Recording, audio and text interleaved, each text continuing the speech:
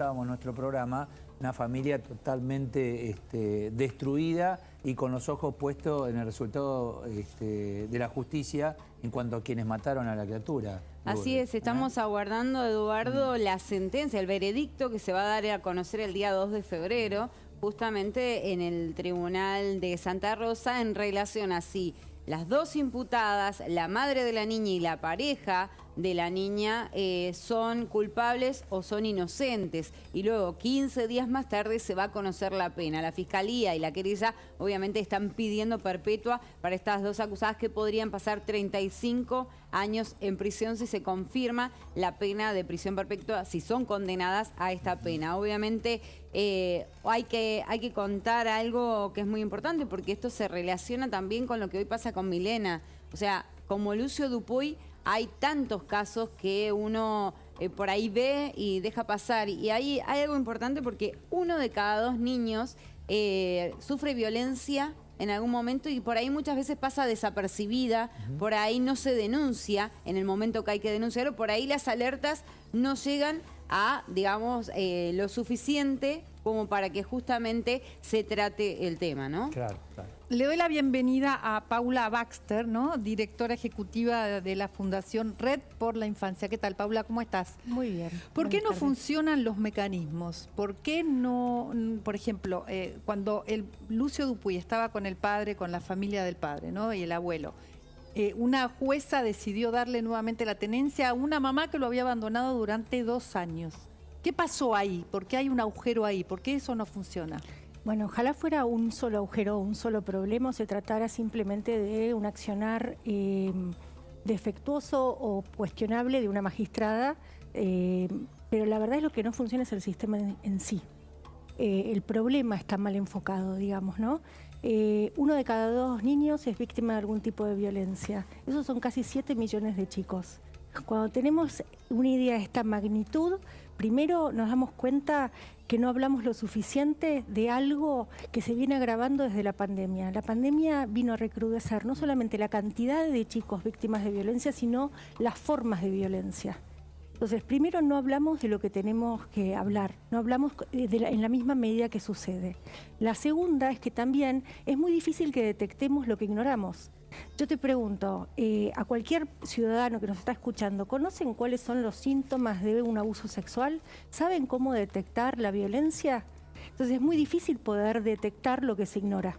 Entonces primero necesitamos también campañas masivas, ¿no? De sensibilización. Había una placa, perdón, Mariana, recién, si la podemos repetir, cuando hablábamos justamente del tema de la violencia, recién habían puesto, chicos, una placa cuando hablaba uno de cada 5 chicos. Sí. Claro, tenés 1 de cada 2 niños es víctima de algún tipo de violencia. Eso incluye el bullying, por ejemplo. Todo tipo de violencia. Ahí está. Ahora, después tenemos 1 de cada 5 niñas y 1 de cada 13 niños es víctima de abuso sexual antes de los 18 años. Impresionante. En la Argentina esos son casi 2 millones de chicos. Ahora, el 20% de las niñas son abusadas. Son abusadas. Y ahí viene lo que vos decías recién, está relacionado. El hogar puede ser el lugar más seguro para un chico, o es el que nosotros quisiéramos que fuera el más seguro, pero en realidad es el de mayor riesgo. Claro. En el 70% de los casos, vos, la violencia sucede en casa. Donde uno supone que conoce a todos los componentes. Totalmente. Estamos hablando de, estás con mamá, con papá, con abuelos, con hermanos. ¿Y es donde más riesgo tenés? Exactamente. La violencia, el 70% de los agresores pertenecen al círculo cercano de los chicos. Este dato es muy impresionante. 70% de los chicos que son abusados o agredidos son agredidos en su familia. Exactamente. La gente que más lo debería cuidar y proteger. Por eso no se sabe. Por eso no se sabe, por eso cuesta tanto también denunciar. Porque implica también esto que vos decías, es como, bueno, también hay un mandato social de que, bueno, lo que pasa en la familia pertenece a la esfera privada. Bueno, cuando hablamos de violencia no es así. Y ustedes, en la red de infancia en la cual sos directora, ustedes trabajan para la promoción y la protección. ¿Cómo se trabaja en esa promoción y en esa protección hacia los niños, niñas, adolescentes? Mira, en varios aspectos, pues esto es un problema cultural y social también, que nos involucra a todos. A ver, el caso de Lucio vino de alguna manera a poner de manifiesto todo un sistema de muchos componentes, como decías recién, Mariana, que no funcionan. El primero es la sensibilidad del público en general. Hace unos años nosotros veíamos un hombre golpeando a una mujer en la calle y creíamos que era un tema de la pareja que no nos debíamos meter. Bueno, debemos pensar lo mismo cuando se trata de un chico. Cuando hay un chico no se está educando. Hay que intervenir siempre. Cuando nosotros vemos que hay alguien, un niño, ¿de qué manera? que está recibiendo un golpe o está siendo agredido, no se está educando. ¿Cómo se interviene? Porque es muy difícil. Es también. muy difícil. Estar en la calle hay que ver. A veces a mí me pasa de mirar, pero no sabes de qué manera acercarte, porque, bueno... Bueno, ahí no sé, venís el ¿cómo se otro hace? ahí tenés el otro componente. Bueno, ahora detecté un caso de violencia. Soy la docente, soy la vecina, Ahí, claro. escucho gritos. Bueno, lamentablemente ahí también intervenimos desde la fundación porque nos llegan muchos pedidos de gente que no sabe cómo intervenir. Contame lo siguiente. Está mamá y la nena la sacó, o el nene, y le agarra de la oreja o de los pelos y dice, vení, portate bien. ¿Eso ya hay que denunciarlo? En una reacción, bueno, pero alguien puede interpretar eso violencia Eso ya y en no realidad se- es un correctivo. no se ve tanto en la calle. Bueno, pero en caso de verlo, porque hay Sí. formas y formas de educar. Vos sabés que esto, a ver, en generaciones anteriores era así. Sí. Nada mejor como un correctivo. Digo, pues si no es la hipocresía de decir no pasa. Sí, pasa. ¿Qué haces ahí? ¿Eso qué es? Y alguien te ve en la escuela y dice, voy a denunciar a esa señora porque le dio un cachetazo a la nena. A ver, ¿Qué hay que desnaturalizar, Sí. a ver, el correctivo, el deber de corrección, de hecho fue derogado del código, no pertenece al nuevo Código Civil y es donde queremos apuntar, que es desnaturalizar la violencia en el marco de la crianza. Muy bien, estamos ¿Sí? totalmente Ese de es un norte al que tenemos que ir. Eso tampoco tiene que ser, a ver, entre los fanatismos y... muy bien. Digo, tenemos que diferenciarlo, ¿no? Todos tenemos exabruptos emocionales, todos tenemos... De hecho, la pandemia vino a agravar esa violencia porque en situaciones de altísima confinamiento, la gente con incertidumbre tenía como, de alguna manera, menos capacidad de tolerancia a la frustración y muchas veces tenías esos exabruptos emocionales. Ahora, en el caso de Lucio, vos fíjate cómo el testimonio de la pareja de la madre Abigail Páez. te dice, le di una puntadita y la puntadita lo terminó matando. Sí, unas pataditas en Unas la cola. pataditas en la Sí. cola, lo corregíamos. Sí, no, un correctivo, hablaban El de correctivo. Entonces, una cosa es una reacción emocional, un exabrupto emocional que lo tenemos todos. No querramos, porque si no es parte del problema, negar lo que existe. Muy bien, Entonces, a eso iba. ahora, todos tenemos un exabrupto emocional en todos los órdenes de la vida. Ahora, cuando eso es persistente y pone en riesgo la vida y la integridad de un chico, que vos lo ves que grita todas las noches, que lo ves moretoneado, que lo ves con marcas, bueno, eso ya no es un exabrupto, no es algo, una situación que se te fue de las manos una vez. ¿Cuáles son los signos para detectar un abuso en un niño? ¿Qué tenemos que mirar?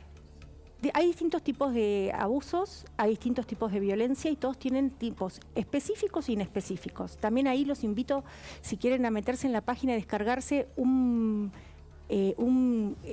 glosario muy chiquitito para tener a mano, lo podemos imprimir y tenerlo a mano si tenemos docentes. Pero simplemente si un chico tiene golpes sistemáticos, o sea, vos ves un chico que está todo el tiempo... No que un día se cayó y se golpeó, tal cual. Tal cual, que refiere tener temor a ir con una figura que no debería tener temor. A lo de papá no quiero ir, a lo de mamá no quiero ir. Bueno, yo no digo... A ver, obviamente hay un caso, si tenés una chica de 13 años cursando un embarazo, es un signo claro y evidente de un abuso sexual. ¿Estamos de acuerdo? Sí. Ahora, hay signos que son los más difíciles de detectar, Claro. que son los inespecíficos. Entonces, uno tiene que estar agudizando la mirada, los golpes, las infecciones urinarias a repetición, por ejemplo. El la miedo a ir fractu- con la figura. ¿Qué más? el miedo a ir con la figura, cuando lo ves excesivamente que baja la cabeza y tiene una actitud defensiva cada vez que alguien le habla. Eso es una actitud que se va como desarrollando como mecanismo de protección para interactuar con un adulto. Vemos una placa que tiene la producción acá. En todas las provincias el sistema de protección tiene a la violencia contra niños como uno de sus 3 primeros motivos de intervención. Pero esto sucede, o sea, lo tiene como regla. ¿En realidad intervienen? Es que esto es, a ver, dentro de los motivos de intervención por los cuales tienen que intervenir el sistema de protección, la violencia, independientemente de la provincia, siempre está, violencia contra niños es uno de los 3 primeros motivos. Ahora, ¿qué pasa? El sistema de detección y de alertas y de funcionamiento es muy deficiente. Es muy deficiente. ¿Por qué? Porque ahora cuando nosotros detectamos, ¿qué hacemos? Queremos ir al Estado. Bueno, recién tenés 2 líneas, básicamente, de cobertura nacional. La 102, que es la línea de los niños, que recién el año pasado logró tener una cobertura federal. O sea, hasta el año pasado no teníamos en todas las provincias una línea 102. Ahora hay una 102 en todas las provincias. Ahora sí, pero no está especializada en violencia. Ah, ¿en qué está especializada? En temáticas generales de niños. Entonces, vos tenés que dar con el segundo tema, que era también lo que vos decías de la jueza, la especialización. La violencia es una temática muy particular, ¿no? Como la jueza de Lucio ni siquiera hizo el informe Usted- ambiental, ¿no, Lourdes? Exactamente. Y- O sea, Cuando tenía que justamente era homologó obligatorio y un no lo acuerdo hizo. entre las partes porque la tía, digamos, de Lucio ya estaba cansada de que ella tenía la guarda del niño y que cada vez que la madre de Lucio lo iba a buscar era un escándalo. Entonces dijo, bueno, querés llevarte a tu hijo, llévatelo, pues ellos habían tenido mellizos, por lo tanto no podían estar a cargo de tantos escándalos porque tenían que mantener también su círculo familiar, por supuesto. Entonces terminan homologando el acuerdo bajo ciertas presiones. Y la jueza, Pérez Ballester, no hizo absolutamente ningún tipo de informe. Bueno, no fue a esa casa a ver cómo ese chiquito Ahí iba a apareció vivir. otra historia que lo decía hoy su abuelo. Decía, una cosa es que denuncie la mujer y otra cosa el abuelo o el padre. La reacción de la justicia es otra. Igual la No reacción sé de la si tiene que justicia ver con en la estos sociedad, casos... ¿no? Es decir, bueno, se le cree a la mamá, no tanto al papá. Sí, igual la reacción de la justicia Sí. es bastante deficiente y tiene mucho que mejorar la ajá. justicia. Sí. A ver, en muchos aspectos. La justicia de familia tiene que ser una justicia especializada en violencia Claro. contra niños, niñas y adolescentes. Hoy tenés juzgados de familia, por ejemplo, de primera instancia, pero después la Cámara, que es la que revisa esto, no es una justicia especializada ni siquiera en familia. Es la Cámara, que es una clara violación a los estándares mínimos de La Cámara derechos Civil, humanos. que atiende Exacto. todas las cuestiones. Desde contratos comerciales, laborales, a temas de familia. La segunda tiene que ver con la justicia penal, o sea, los tiempos de respuesta son inaceptables. Una causa penal de cualquier tipo de delito en la Argentina dura 3 años en promedio, desde que uno denuncia hasta que Ese tiene chico sentencia. murió en 3 Bueno, años. pero en casos de abuso sexual tarda 7.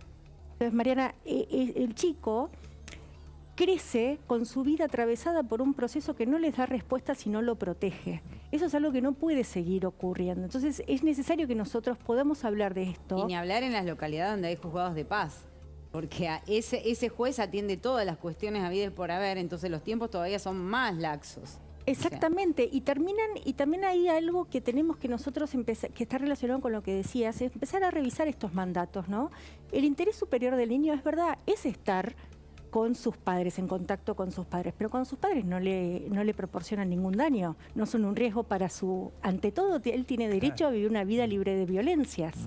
Entonces, Es más importante eso que esté con sus padres. por supuesto. Al contrario, debería A ver, separarlo de sus padres. hay que separarlo y ahí de vuelta vuelve a jugar un dato muy importante, que es lo que decíamos recién. El 70% sucede Adentro de la familia. adentro de la ¿Qué familia. pasa con esos niños cuando se detecta que los padres, mamá o papá, son quienes lo violentan? ¿A partir de ahí a dónde van? A partir de ahí, ¿A abuelos? sí, se busca una ¿A red. tíos? ¿A familiar. dónde va? Se busca tratar, la primera medida es tratar de resguardar al niño, Ajá. tratar de evaluar bien cuál es la situación real de lo que está pasando, un informe socioambiental, pericias psicológicas, etcétera, para ver cómo se está dando esta dinámica familiar. Y siempre se trata de, como primera medida, resguardar al niño dentro de su red de familiares más cercanos o sus referentes afectivos más cercanos. Uno analiza esto y piensa en hogares armados, formados, en un lugar acorde a... Pero ¿qué pasa en los hogares bien marginales y humildes? ¿Quién entra ahí si no entra el Estado? Difícilmente, no sé, tu red si lo logra, pero ahí, ¿quién va ahí? Que debe ser la mayor cantidad de hechos como los que estamos hablando. Son los Era el hechos- caso de que veíamos recién, ¿no? O sea, son lugares... Nada. Ahí- La violencia tiene una particularidad Sí. que atraviesa por igual a todos los niveles Sí. socioeconómicos y culturales. Lo que sí es necesario, como vos decís, es una mayor intervención del Estado a mayor vulnerabilidad de Ahí los está, niños. a eso me refiero. Claro. Entonces, ahí sí, esos niños generalmente terminan con medidas de abrigo, se llama, que van a los hogares Que estatales. tal vez no están escolarizados, tal vez no tienen o no van a guardería. O ni En los la- llevan a lo pues, mejor. No, claro, por eso. Claro, es que vos Entonces, tenés que están solos pensar- ahí, Ahí vos tenés que pensar que justamente eso es lo que nos pasó en la pandemia. Una guardería, el sistema de educación, el sistema de salud, todo eso son mecanismos de detección. Son lugares donde se puede ir levantando alertas tempranas. Cuando los niños no están escolarizados, no están en contacto con el sistema de salud, Ahí tiene que intervenir de otra manera el Estado. porque se están Ahora, vulnerando todos en los el caso derechos. de Lucio hubo 5 ingresos a distintos hospitales. Está bien que son distintos hospitales, no era el mismo hospital que pueda tener, digamos, en la historia clínica 5 veces ingresó el Quizás niño. a propósito, ¿no? Pero iban a distintas clínicas, en 3 meses 5 ingresos. Y eran 1 o 2 veces por mes donde el niñito ingresaba y nadie dio aviso, a nadie le llamó la atención. El chico no iba a la escuela, a nadie le llamó la atención. El chico cuando volvía a la escuela tenía los golpes porque estaba enyesado ya y siempre que era una caída. ¿Entendés? Bueno, ahí es muy importante lo que acabas de decir porque generalmente los agresores van a tratar de procurarle el cuidado sin quedar al descubierto, Claro. siempre. Entonces no lo van a llevar al mismo lugar. Porque hasta ahí, hasta alguien no capacitado le llama la atención recibir por 5ª vez a un niño. Entonces, que lo lleven a distintos lugares, lo van a hacer eso siempre, es todos es adrede. El caso la chiquita Milena. ¿No? Milena, bueno, ahí tenés, en base a lo que recién te comentaba, marginales. O sea, bueno, lo llevaba, lo traía el chiquito con problemas socios de años, tenía 2 años, o sea, de mucho tiempo. No hay control médico, no hay escolaridad. Ahí es mucho más difícil la tarea de la sociedad, digo. Ahí es mucho más difícil, Mucho por más eso es muy difícil. importante lo que decíamos al principio, Sí. fortalecer las redes comunitarias, que todos estemos alertas, porque todos tienen vecinos. Sí. Digo, empezar a avisar a la del comedor, por ejemplo, quizás, ¿entendés? Un aspecto ¿Hacer una importante. denuncia a la policía o hay lugares específicos para poder hacer denuncias? Siempre El que hay 102 me decís ahora que está 130, podés hacerlo vía 102, podés hacerlo vía 137, que es una línea del Ministerio de Justicia, que funciona muy bien para los temas de violencia. Después también podés ir a una comisaría especializada. Generalmente te conviene más ir a la comisaría de la mujer, que hay en distintas jurisdicciones del país. Pero siempre la denuncia hay que hacerla. Siempre es mejor, de alguna manera, una sobreintervención o una no intervención, porque los chicos lo pueden pagar con su vida, eso, ¿no?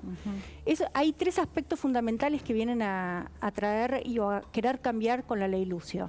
Uno es la capacitación, para que todos sepan qué tienen que estar atentos. La segunda tiene que ver con el anonimato de las denuncias. Que la gente no tenga miedo de hacer la denuncia y que, sobre todo en localidades más pequeñas, a no quedar estigmatizado o sufrir represalias por parte del Claro. agresor. Hubo una maestra el año pasado que perdió la vida a manos del agresor que denunció. ¿Y la tercera? Y la tercera tiene que ver justamente con generar campañas de concientización masivas. O sea, esto es algo que sucede, no es algo que nos gustaría que suceda, pero sucede en una proporción que no nos podamos dar el lujo de seguir ignorando cómo detectar y cómo actuar. Campañas, entonces, capacitación y anonimato. Sí. Muchísimas gracias. No, gracias a ustedes. Gracias por haber estado, Paula. Muchas gracias.